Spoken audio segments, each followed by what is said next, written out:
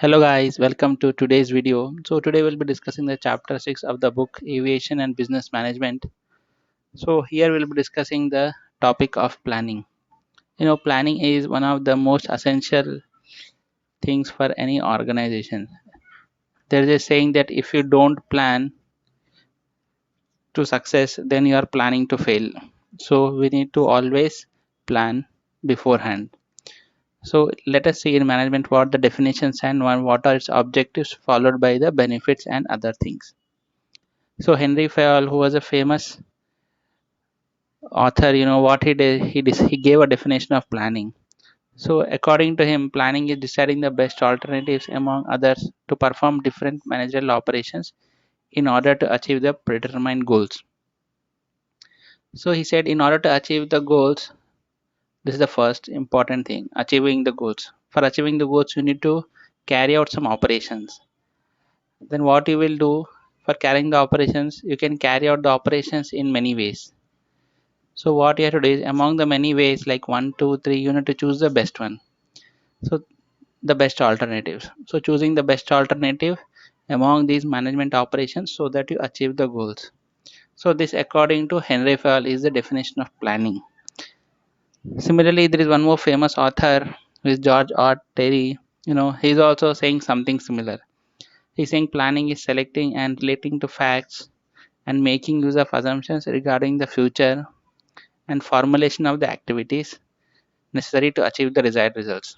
If you see what he's saying, he's also saying, discussing about the achieving the desired results, which is the goals of the organization. Formulation of proposed activities. This is nothing but different actions or different operations which management has to perform.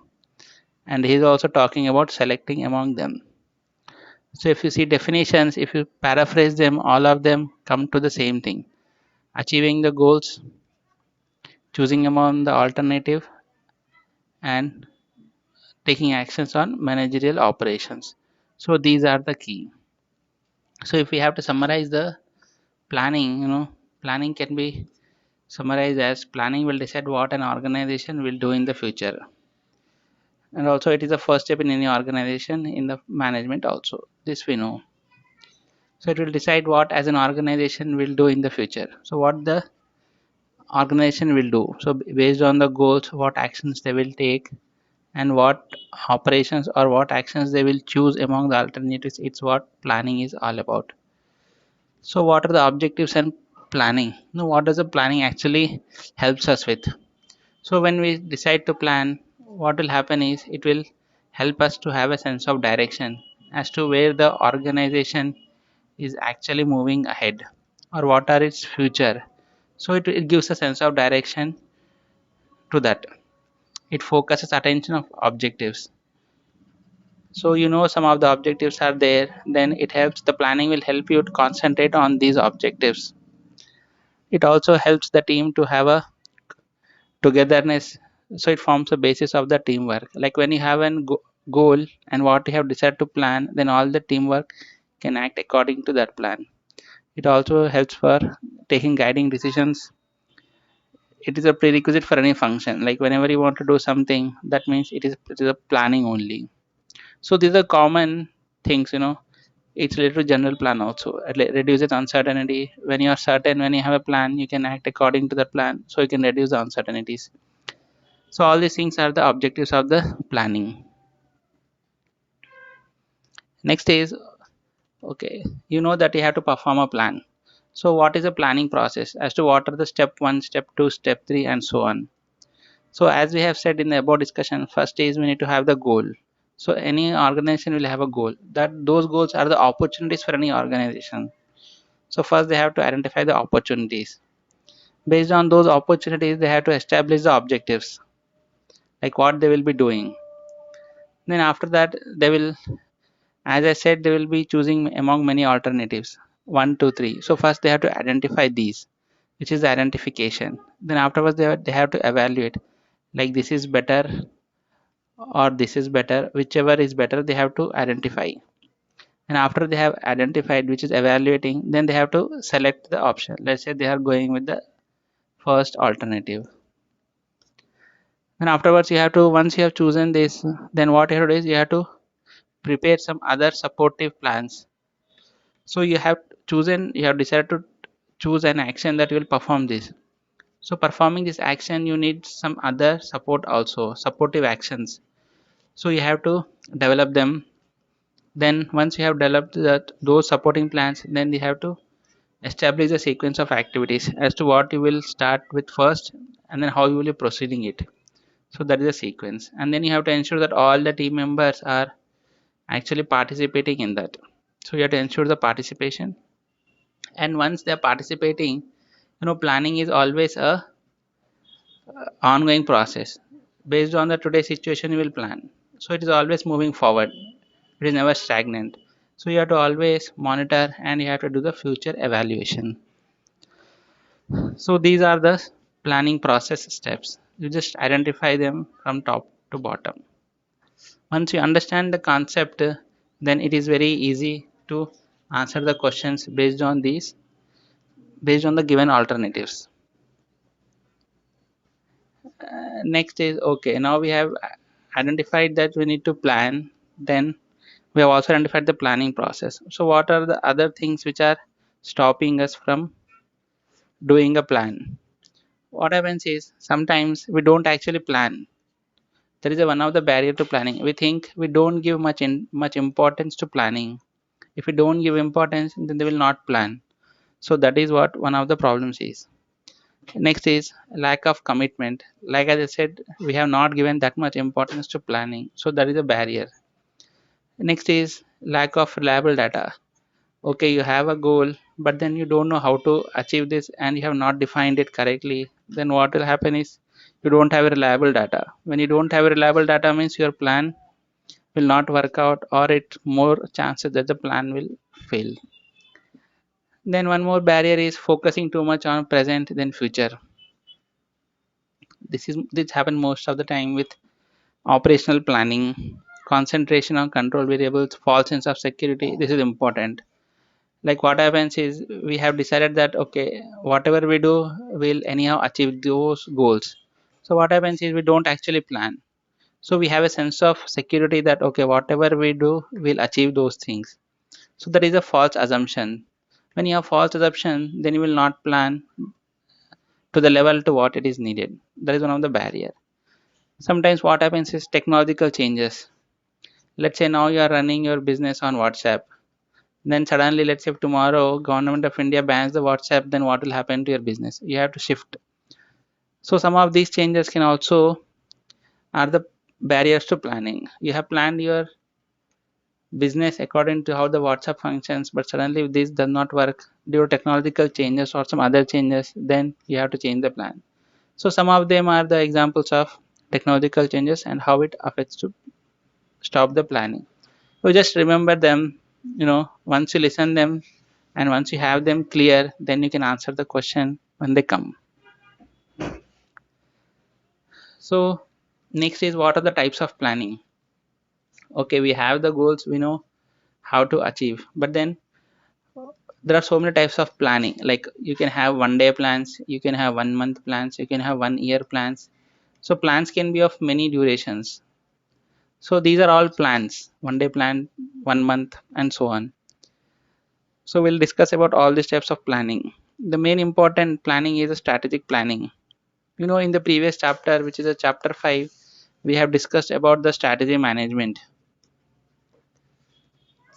So everything, how your organization will grow will depends on what strategy you will use and how you will plan that strategy.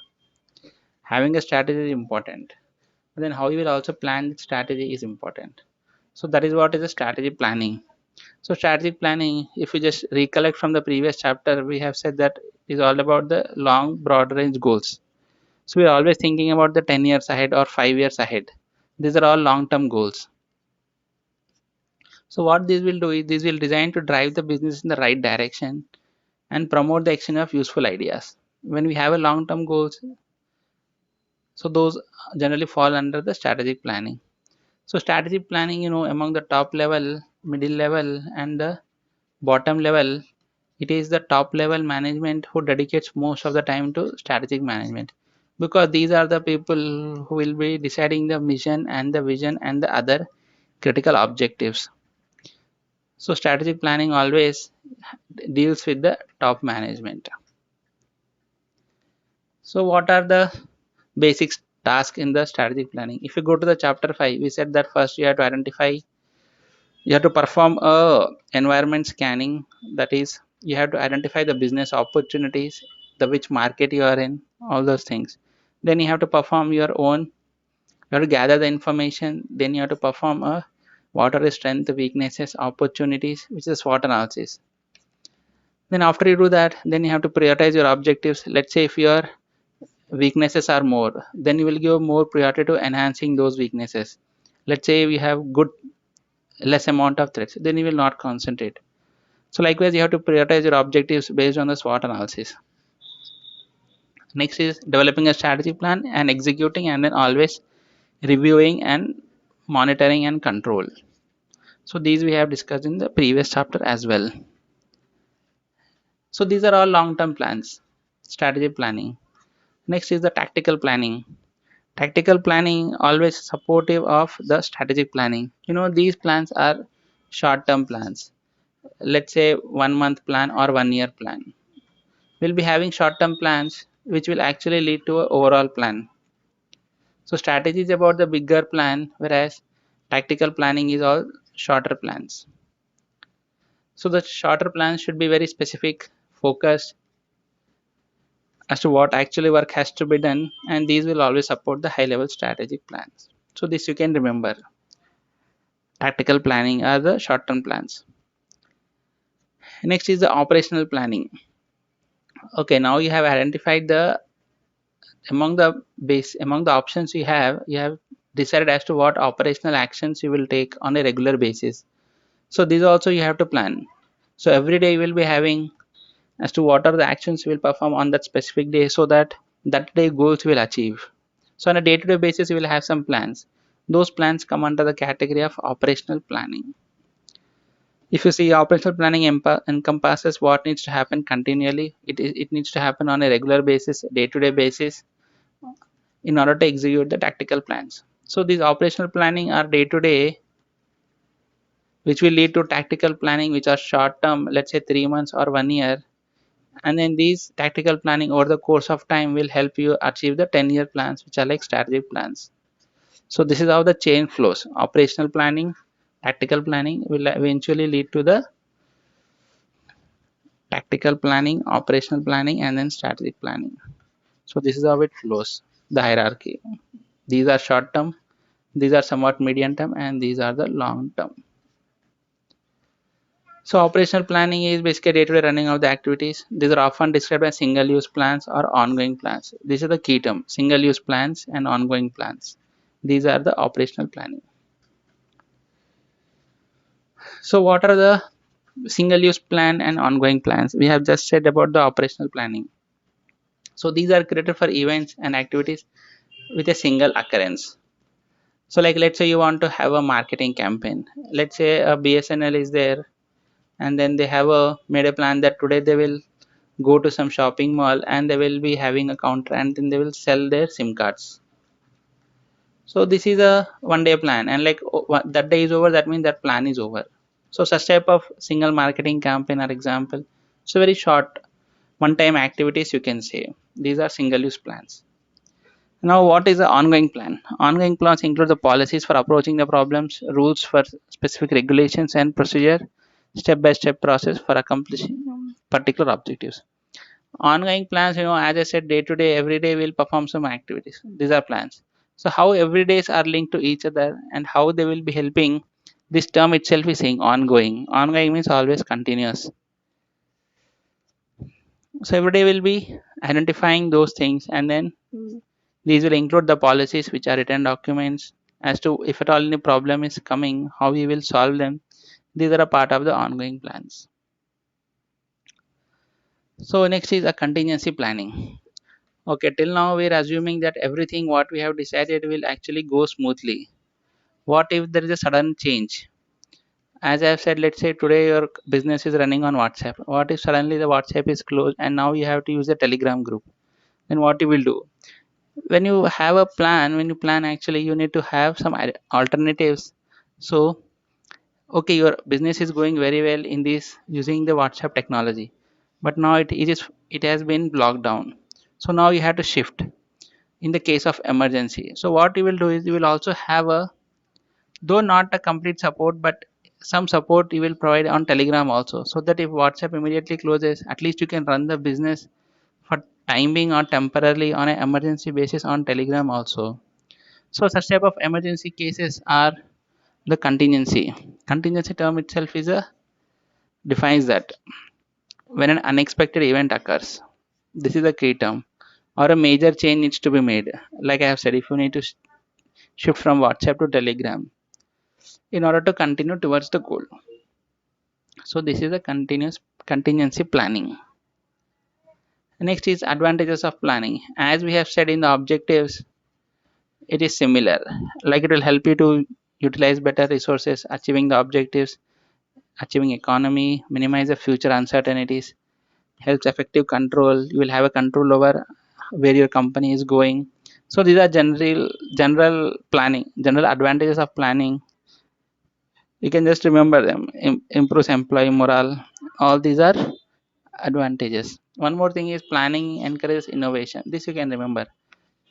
So you have the plans, but then sometimes what happens is your existing things will not work out to achieve those things. So what you will do is you will think innovatively. Employees will think innovatively. This will normally happen in the case of technological companies or in the design companies. So it encourages innovation in such type of organizations. Coming to the disadvantages, of course there are some disadvantages.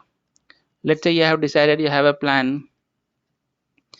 Once you have a plan, what you do is always go on that plan.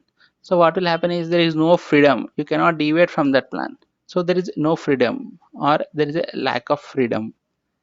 So that is one of the disadvantages. One more thing is planning. As I said, it has to be taken considering the amount of data about you have to perform the SWOT analysis, and all these things will take so much of data. So when you are working on this, then of course it will cost you more. That is one of the disadvantages. Next is time consuming. Since we are performing so many tasks, of course it will consume the time. And as I said also above, it gives a false sense of security. Once you have a plan, then you think everything will be going in that direction. That is a false sense of security. So these are some of the disadvantages. So this is a overall topic of planning on management. If you have any questions or any comments, you can write down in the comment section. I'll be answering them in the video. If you have liked the video, hit the like button and subscribe to the channel for more videos. Thank you for watching.